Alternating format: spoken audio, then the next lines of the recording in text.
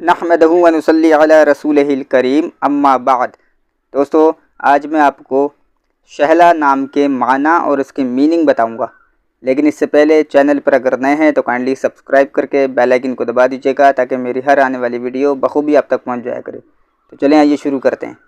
دوستوں، شہلا نام یہ خود ساختہ نام ہے، اس کے کوئی معنی کوئی میننگ نہیں بنتے۔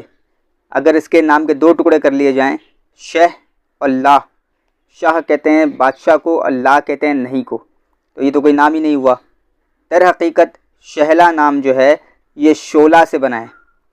شعلہ آگ کو کہتے ہیں، شعلہ کو انہوں نے شہلا کر دیا، اور بڑے بڑے مشہور لوگ یہ نام رکھ رہے ہیں، جبکہ اس کے کوئی معنی اور کوئی میننگ نہیں بنتے، اور نہ ہی کسی ڈکشنری میں اس کے کوئی نام کے معنی ہے۔ نبی علیہ السلام کا فرمان ہے کہ بچوں کے اچھے نام رکھو، اچھے میننگ والے نام رکھو، کیونکہ قیامت کے دن ان کو ان کے والد کے نام کے ساتھ پکارا جائے گا۔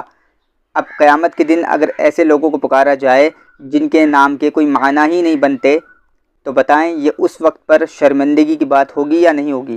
لہٰذا اپنے بچوں کے نام اچھے میننگ اور اچھے معنی والے رکھیں۔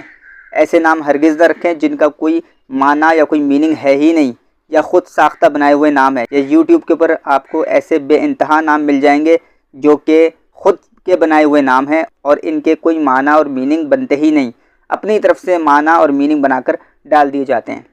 امید کرتا ہوں ویڈیو آپ کو پسند آئے گی۔ ملتے ہیں اپنی نیکسٹ ویڈیو میں، تب تک کے لیے اللہ حافظ۔